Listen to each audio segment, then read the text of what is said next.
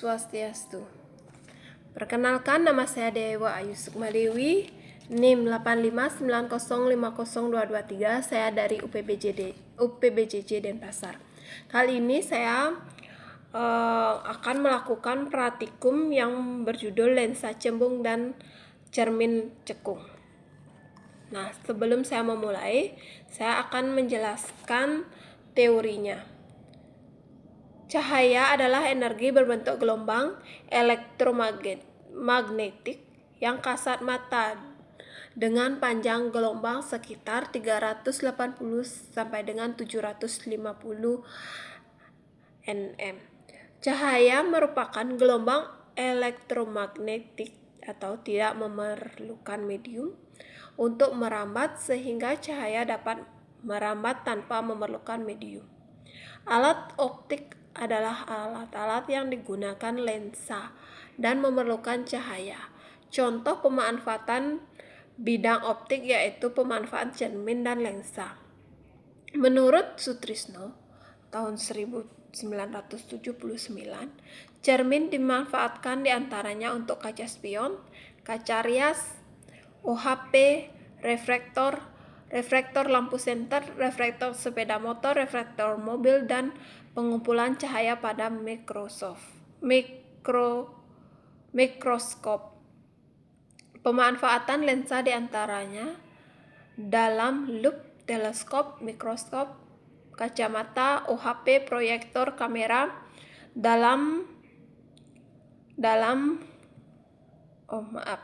Prinsip kerja dari cermin adalah pemantulan atau refleksi cahaya. Sinar yang datang pada cermin akan dipantulkan kembali. Pembentukan bayangan pada cermin memanfaatkan sinar istimewa pada cermin. Cermin cekung dan cembung memiliki sinar istimewa yang berbeda.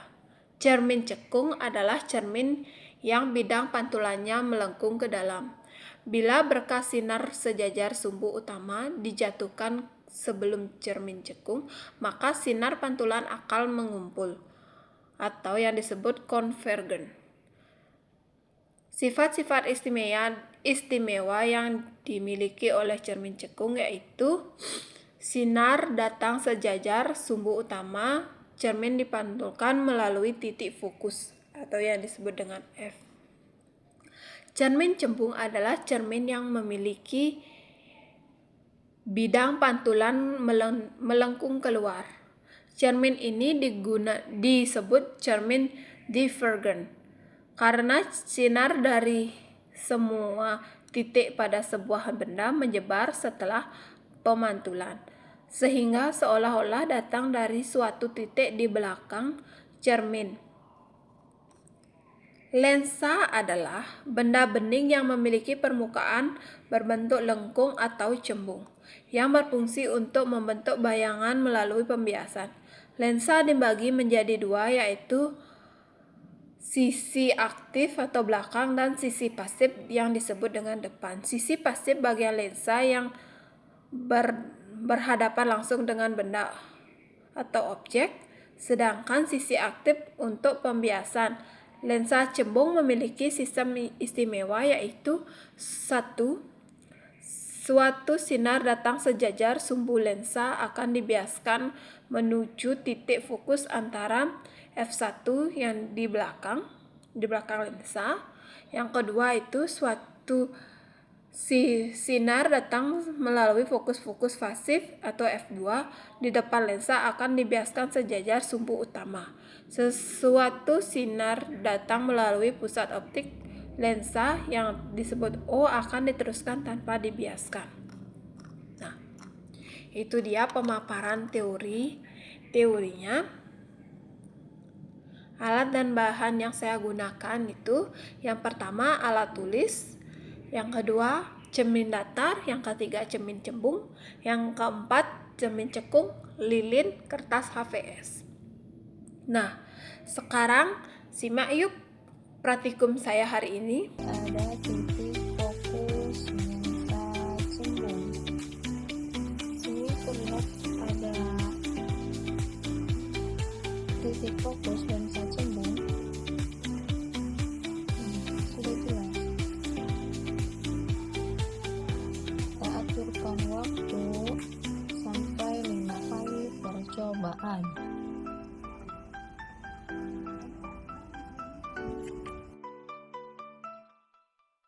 Pada percobaan lensa cembung sebanyak 3 kali didapatkan hasil bahwa jarak titik api atau jarak fokus dari lensa cembung berturut-turut itu adalah 4,4 cm, 3,75 cm, dan 4 cm.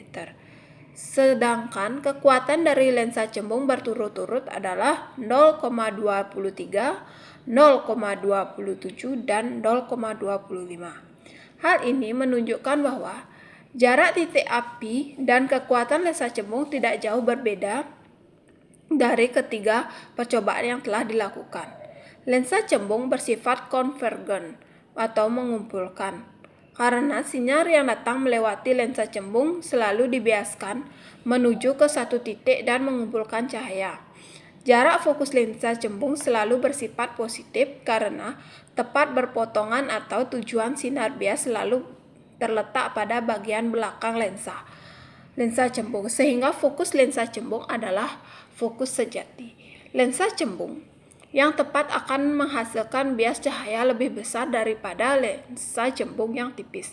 Selain itu, lensa cembung yang tebal menghasilkan panjang fokus lensa yang lebih pendek daripada lensa cembung yang tipis. Sifat bayangan yang dibentuk oleh cermin cembung yaitu maya, tegak, dan bayangan yang dihasilkan lebih kecil daripada benda lilin aslinya. Percobaan cermin cekung. Pada percobaan cermin cekung yang dilakukan sebanyak 4 kali, didapatkan hasil bahwa jarak titik api atau jarak fokus dari lensa cembung berturut-turut adalah 2,92 cm, 30,43 cm, 2,86 cm, dan 2,78 cm. Hal ini menunjukkan bahwa jarak titik api cermin lengkung tidak jauh berbeda dari keempat percobaan yang telah dilakukan. Sifat bayangan yang dihasilkan cermin cekung pada layar tergantung pada letak benda aslinya. Apabila benda diletakkan dekat dengan cermin cekung, maka sifat bayangan yang aslinya yaitu maya, tegak, dan berlebih besar. Sedangkan apabila benda diletakkan jauh cermin cekung, maka sifat bayangan yang dihasilkan jauh lebih nyata atau terbalik. Nah, itu dia kesimpulan saya. Demikianlah praktikum saya hari ini.